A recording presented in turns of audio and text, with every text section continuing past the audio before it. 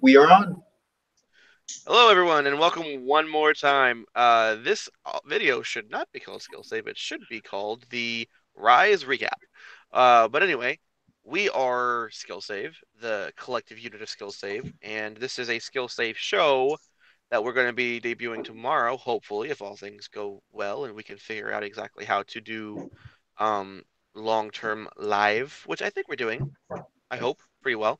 Um, yeah, and it's going to be a campaign that I started about 7 or 8 weeks ago with this lovable group of crazy people. It started off being just two people, and we ended up as the story got better and better, and the players got better and got closer, and the role play became really good. I decided that maybe it would be a good idea to add people. So I talked to them, and they agreed to it. And now that we have a full party, three of out of the four of whom are here now, we're still missing one of our players temporarily. I think his internet's kind of bugged out on him. But we wanted to make this our first live show, which will be tomorrow and every Thursday following that from 6 p.m. Eastern till about 7 p.m. ish Eastern, every Thursday. So, oh, that's not right. Sorry, till about 10 Eastern. Wow. Yeah, a very short show, guys. It's just an hour long, Whoop, it's gone. Anyway, so that very long-winded introduction. I am, as you probably just saw in the last video, Lee. We are for um the lag reasons not showing our faces right now, so we're using different art. Some of us have character art made. Uh, Marquise's art is actually of his skill save, the actual skill save character, not the Rise character, which we have all that stuff done, and it should be ready hopefully by tomorrow, when we do the live show that everyone you'll get to see as they talk the characters that they're actually playing, the art for them. Um, but anyway, if you'll do us the honor of letting us just give a quick introduction for our people individually, and then we will get into the meat and potatoes, the story of what you have missed up to this point. So let's start off with Marquise. We heard him talk earlier, so let's hear him once more introduce himself. And remember, this character that you're seeing right now, unfortunately, is the character he's playing our other game that he's going to be in.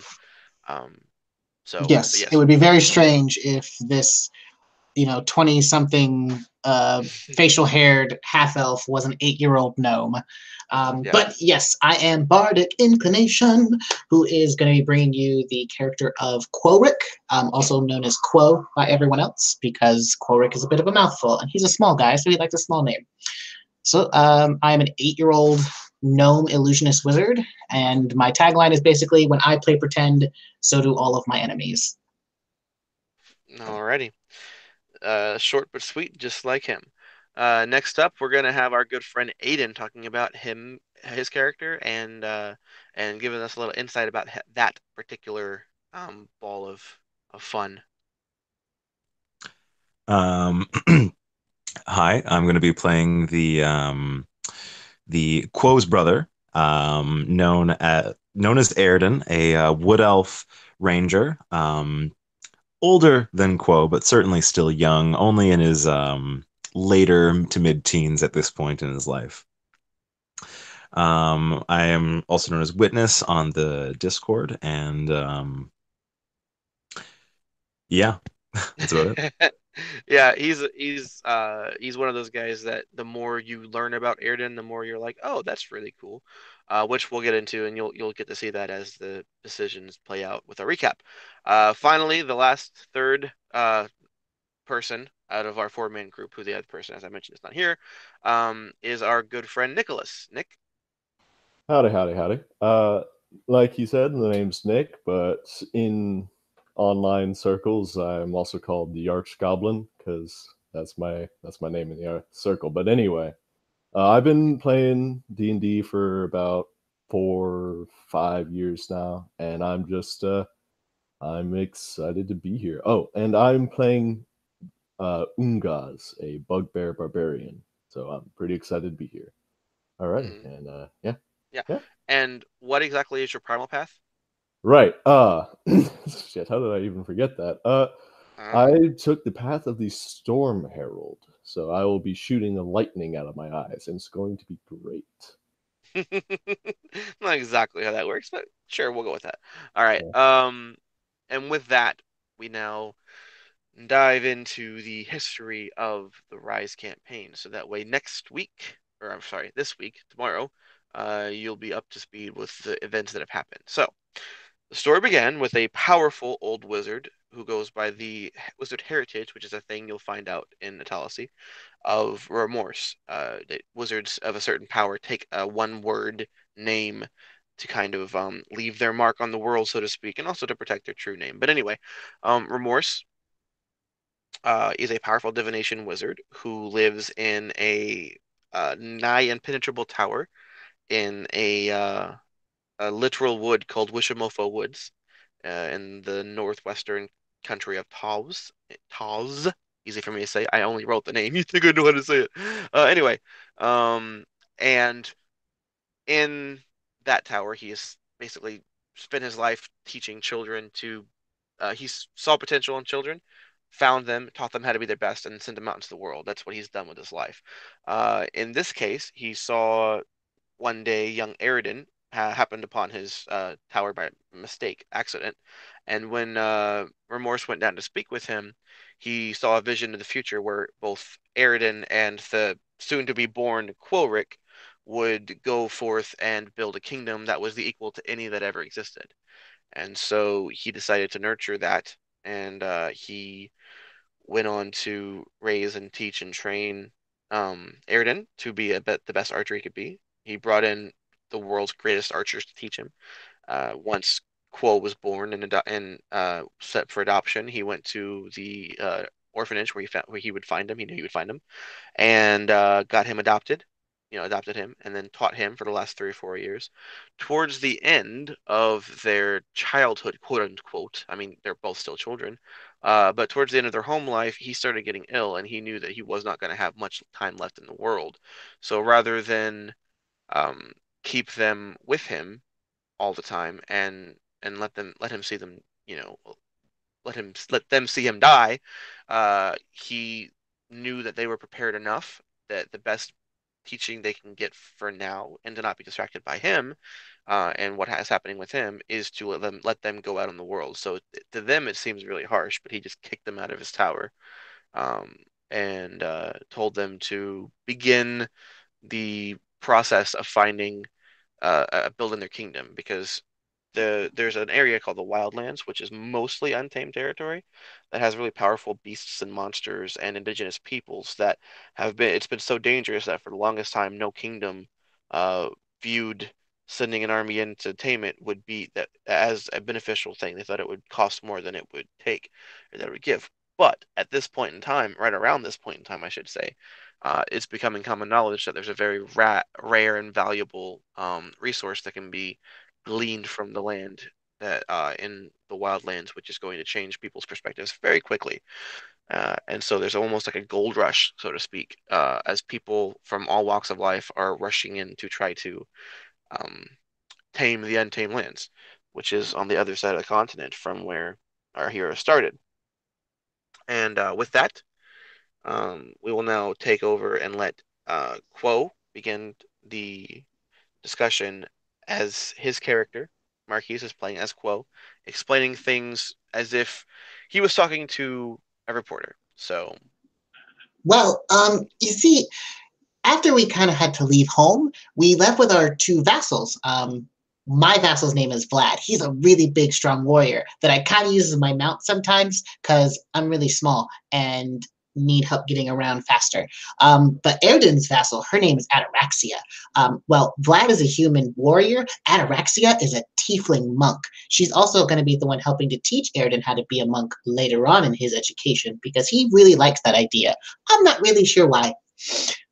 So as we set off with our little cart and our horses and all the stuff that Dad let us have, we came across to a river and we were ferried across. coming to this town of Leroyus. And when we got to Leroyus, we found something really, really fun. There was this dog person. He was the mayor, but he wasn't actually supposed to be a dog person. He said that some wizard, well, he called her a witch, so I'll get to that later. He said that a witch had come through and caused some great calamity.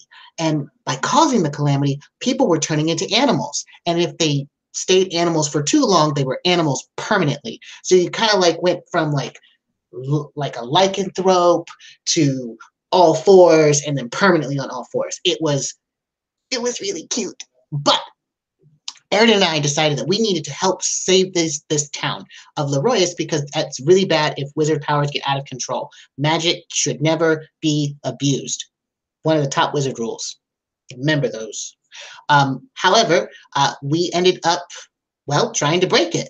We ended up succeeding, and that's kind of how we met our fifth companion. His name is Bjorn. What happened with Bjorn was the person who was responsible for the quote-unquote calamity, which is really just a transmuter stone made of some kind of messed up diamonds. Oh, I have some in my bag. I can show you them later. But yeah, they're kind of strange. I'm not sure why. They don't take magic very well. So Eric made sure that I don't experiment with them because he doesn't want to get turned into a puppy. I think he would make a really cute corgi.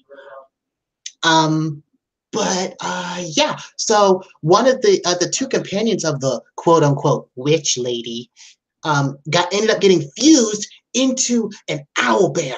I don't really remember their names before, but it was something like, I think, Bjork and Lavorn, and they combined it into Bjorn, and that's why he's an owlbear. He's also kind of bipolar. He's not very nice sometimes, but that's okay because he has his good moments too. Oh, I made him a little Etch-a-Sketch thing out of some wood so that he can talk to us because owlbears can't talk.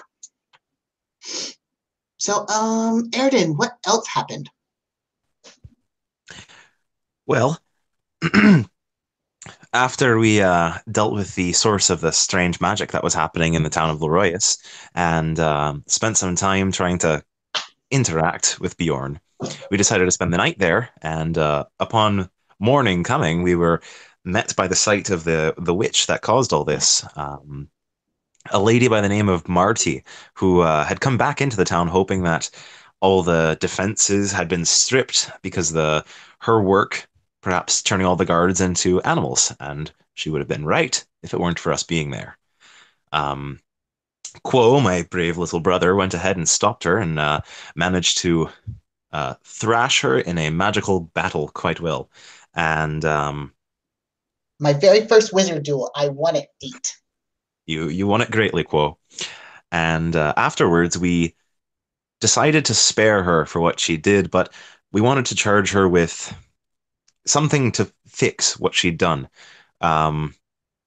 We sent her off after some discussion to try to find a way to fix what she had done instead of trying to profit off it as she had before.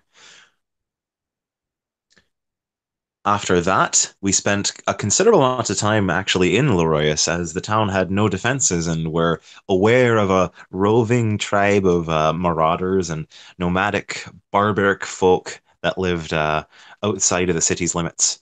We spent over a month as guards for the town, and Vlad really enjoyed being what he thought of was a big town sheriff, it seemed like. However, we decided that it was our time to move on, but we didn't really want to leave the town defenseless.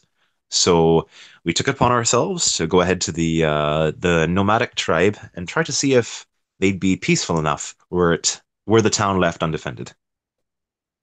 And when we get to the forest where the nomadic barbarians live, Quo and I decided to do some super spy things, as Quo calls it, I believe. It didn't work quite as imagined, however, and we were caught and brought before the leaders of the tribe, which is a rather strong and burly but sometimes well-spoken fellow named Braylon, and his wife named Brenda. And, of course, their pet peacock, Bagok. They were surprisingly peaceful towards us, especially when we explained to them in mostly truthful fashion why we were there. We ended up spending the night, and in the morning we're awoken to yet another terrible sight. This time it was half the barbarian tribe seemingly fighting the other half. We weren't sure if it was a spell or what have you, so we decided to intervene, saving Braylon and Brenda with the help of Bjorn and, of course, Vlad and Atraxia. Afterwards, we learned that, due in part to us not being beheaded by Braylon on our entrance to the camp, it showed weakness and made some of the people in the camp who weren't as loyal as they should have been decide to revolt. Having half the tribe left and not enough food left for the winter, Braylon and Brenda decided that they would travel with us, especially after we mentioned that we plan on setting up, well, pioneering down to the wildlands and setting up a kingdom there. After that, we headed back to Leroyus with our new burly friends in tow, and Well, Airden wanted to get rid of them. He said that they were untrustworthy. But listen, I know my way I around didn't a say person. they were cool. I didn't say they were untrustworthy. That's not like Braylon. I did not say that. All right, but like, Mhm. regardless, Quo. When we got back to Leroyus, I'll let you explain what happened there. Oh, um, okay. Well, we got back to Leroyus and something something weird was going on. Um, the mayor, they said, was really sick and no one was allowed to see him. But the mayor really liked us, so I didn't think that there was going to be any reason why the mayor wouldn't see us, even if he was sick. It Um, smelled fishy. yeah, so we decided to do super spies and case the joint. Um, I have a little familiar. I have a pet owl, a pygmy owl. He's really small like me. His name's Archimedes, but I call him Archie. I sent Archie inside, and um, I saw this lady with this really strange umbrella, and she was threatening the mayor. And I watched her. She used magic to choke him, and then when she saw that Archimedes was inside, threw him through the mayor right at Archie and killed them both. We really had to run away really fast, and we can't go back to Leroyus or they're gonna kill us. Oh, it's all right now. That's in the past. We It was really scary. it was scary indeed. Me and Quo tried to collect ourselves, and we escaped Leroyus with what was once the law enforcement that we thought we had at least some trust in on our tail. On the way out, however, we tried our best to signal to the Braylon and Brenda's folk that we were on the run. However, we were on the other side of the river at that point, as we were escaping the town. The the Braylon and Brenda's people tried to follow us across the river. However, the river had major flow from ice melting in the mountains nearby, and it caused a large portion of them to drown in the wide rushing river. Um, it was a sad day in many ways. But Erden, he tried to cheer me up by you doing memories of us in the tower and remembering our favorite room together. So that was nice. It was. But then, well, we kind of wanted to go to Sorbot. Well, you see, I had the idea of maybe we should go to other cities to see how they govern so that we could be really good governing bodies too. Yeah. And Sorvoct, just a little bit farther to the south of Taz, was a good candidate out of any of them, really, to go down there. We heard the leadership there was stern, to say the least, but we decided that it would be worth checking out. On our way, though, we ended up running into, well, these people had carts and they had people on their carts, but not like on their carts in a friendly way. They were in cages like animals, like bad animals. Well, not only did we run into them, but we were warned of them, asked to go after them by a strange little goblin who almost woke us from our sleep one day. Oh, I And forgot about him. yeah, well, yeah. Um, he told us that his leader had been captured by folk on carts, which, as Quo said, we tracked them down, and I used some of my wildy ranger abilities to help track them down and catch up to them with our cart, and eventually get in front of them to intercept. All Hmm. of us working together, a combined effort of the Braylon, Brenda, and the rest of their allies, along with Bjorn and Vlad and Ataraxia, and a pet wolf that I had picked up along the way while in Loreus, worked together to stop the cart in its tracks, take out the guards that it had, and free the folk that were trapped in the farthermost cart. And it had various prisoners who were apparently who were being enslaved in a fashion or captured. One of which was a rather tall, hairy fellow with like gray and white hair. He's a bugbear actually, and helped us Mr. deal with the rest of the people. That's me. He's my new best friend. Hi, I'm the new best friend, everybody. It's a pleasure to meet you. Maybe you could tell us a little bit about how you got on the cart. Oh, right, yeah. So, how I got in the cart. That's a bit of a story. See, a long time ago, in a place far, far away, I was a leader of a tribe named the Thunderhead tribe. And, excuse me, I was eating a little bit earlier. But, you see, there was some disagreements with some of the people who I shall not name, Droz, and he thought that he could run the tribe better than I could, the cunt. And basically sold me out to these people, and these people put me in the back of their car. It was unpleasant.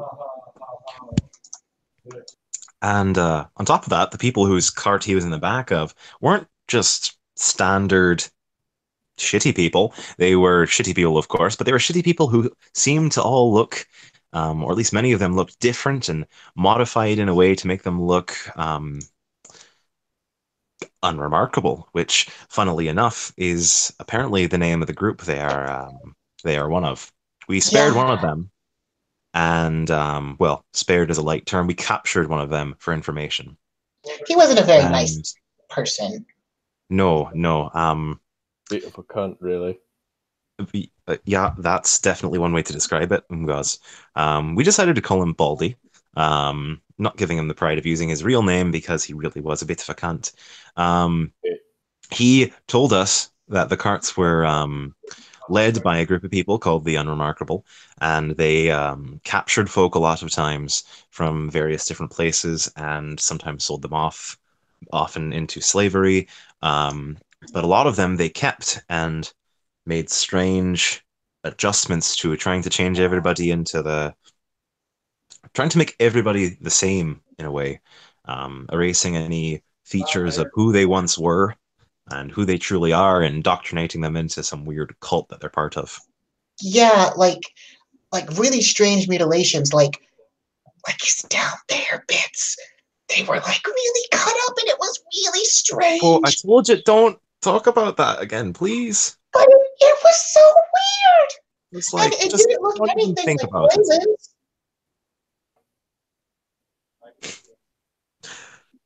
Anyways, we we managed to find some tents. In fact, a very large tent that fit over all of the carts that we had. As a storm was on its way, a heavy storm was coming. We bunkered down inside this large tent, and throughout the night had an interesting occurrence. Well, Um, first we started talking about down there bits, and then I climbed Mount Mr. Umgaz. I got all the way to the top and I hugged his head. It was But nice. then outside, well, someone was watching. Oh yeah, that was fucking wicked. Right, so this dude, he was like sitting outside menacingly, and then like Vlad jumped up and stabbed him right in the gut. Yeah, it was wicked, and he bled out a lot. But we decided, hey, if you can bleed out and not die, mate, we should have you on our team. Well, I suppose that was one angle of thinking about it. I was more worried that we just stabbed an innocent bystander. He tried to escape, tried to run to safety from Vlad the Impaler, and we managed to try to coax him back, telling him that we'd help him. On his approach, we saw that he was a strange, armored, serpentine fellow in a way. He had scales on parts of his body, and his entire lower half was that of a snake. He said his name was Zinxis, I think he said it was. Yep. Right. Yeah, a lot of Z's and S's. Lot of Z's and S's. I just call him Zinc. And he stayed with us for a time and managed to actually extract a lot of the information that we got from the from Baldy, the unremarkable one. He resolved to travel with us and seemingly came from below the earth, which he wasn't even aware there was an above the earth. It was an interesting conversation. You forgot though. See, when it was raining, he got really cold and passed out. So we brought him into the tent with our really big heat stick, and we warmed him up. I helped by applying friction. However, the next morning, he kind of left because he woke up and he said his armor smelled like pee. And I'm pretty sure Vlad did. Oh, wait, no, Vlad did say he did it because Vlad's a nice person to me, but he's not always nice to everybody else. Yeah, he's a bit of a dick, to tell you the truth. He's not standing right behind me, is he? No. Yeah, he's a bit of a dick. He's definitely heavy-handed, and not just because he wears a giant gauntlets. Yeah, but it's like if you put ham and you put a gauntlet around it, and that would be how heavy-handed he is. You're funny, Mr. Guys. Heavy ham-handed. Heavy ham-handed. Oh, now I'm hungry. However, Zinxis went to a river to wash it out. But when he came back, he was all wet. It was really weird. I think he fell in. Did you feel like he fell in? Because I thought he lied to us. He definitely fell in. No, he didn't fell in. He's totally and completely honest. Well, maybe I'm wrong then, but I'm gonna hazard a guess that the Snake Man in strange armor who seemed to lie to get information from from Baldy probably fell in the river. He's not very used to the upside world. No, not at all. But then we went. Oh yeah, where did we go? You go ahead, Quo. Okay. Well, we traveled, taking all the carts that we kind of liberated from the dead people, and we went to the cave where the unremarkable people might be holding other prisoners. So we decided to let two people go in, Erden and Mr. Umgaz. Mr. Umgaz, I don't know what happened down there. Maybe you can tell me. Right. So, and you're gonna have to help me with this. I drank pretty heavily, and there's some things that are missing. But I'll fill in gaps. Yeah, thank you, mate. But basically, what had happened was, excuse me. But basically, we went down, and we just kind of went and investigated. We heard some voices coming from our right. It was right, yeah. And we investigated that. And we saw these three figures experimenting on this body that wasn't too dissimilar to Zinc. Zinc. Just call him Zinc. Zinkle. He's not around. Yeah, Zinkle. And basically, we decided, hey, that's not nice. So we bludgeoned their heads in, except for the doctor. We kept him alive. But I bludgeoned their heads in with my bow and the arrows. I bludgeoned one of their heads in, like we're going to blap, but yeah, it was like a watermelon, really. But anyway, so after that, he also set some of the people in there on fire. I couldn't save some of them, but we got most of them out, and there was a lot of people. We're not talking about like one or two people. We're talking at least 3 people in there. It was a lot of people. There were at least a couple hundred people. Umgos. Uh, They were stacked up on top of each other in cages, Yeah, hardly but fed, like, and apparently they were being experimented on just like the body that was on the table. well, if yeah, basically, we was under the assumption that nothing pleasant was happening to them. So, uh, we went back, make sure they're all right, and then I took me spare time to threaten the baldy in the back and tell him that I'm going to watch everything he's ever loved burn down to the ground, especially if my people's in there, which he doesn't know. that's why Mr. Ngaz is my new best friend. He's crazy too. Hey, yeah, what? And that is where we left off. So the party is currently above ground over a tunnel that leads to an area that is full of the unremarkables who have been experimented on and are currently experimenting on, according to Airden's testimony. They have been they're being modified to go from whatever race they were to becoming unremarkables, and our party does not like that. So they are going to more than likely, in the way it sounds, delve back in and go farther into this underground tunnel system in the mines that they are using to do all this. So when we pick up next week, that's where we'll be. You are now caught up, and I hope you enjoyed this conversation, this little journey they took us all on, and I We hope sure that did. these characters, yeah, I hope that these characters resonate with you guys. If the party members and the drama and the fun and the excitement that these young children feel as they go do these amazing things with their slightly older umgas, and again Zigzasis was not able to maintain his connection long enough to stay in the call, unfortunately, but that is the Yuan T that they are with currently speaking. He's the fourth member of the party, and uh, we will have hopefully everyone here for tomorrow. That will be at 6 p.m. Eastern time in America, which is, And Canada. and yeah, okay, I guess I didn't say United States. I said America. I thought that was still part of North America. Oh yeah, I'm, I suppose. I suppose if we're gonna get all nitpicky. I'm Yeah, well, sorry, I thought this was America.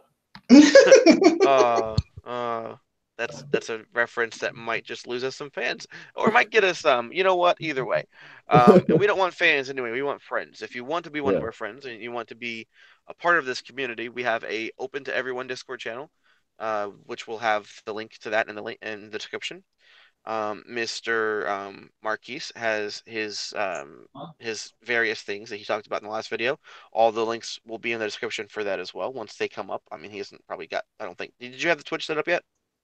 Yeah, but I will get that information to Avon Okay. later. Right. Yeah, and Avon, of course, is as always our wonderful assistant director slash person who does all the stuff that I can't do because I'm not good with computers. So thank you for that, Avon. Although we are looking for more people to help him with this task because there's a lot of stuff and no one quite know life set like I do. So if you know how to know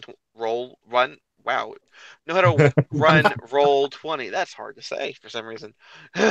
live broadcast. What are you gonna do?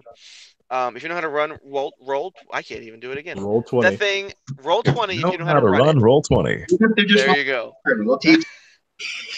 And you know how to stream, or if you are willing to learn how to stream things from your computer, like and broadcast like he is currently doing for us.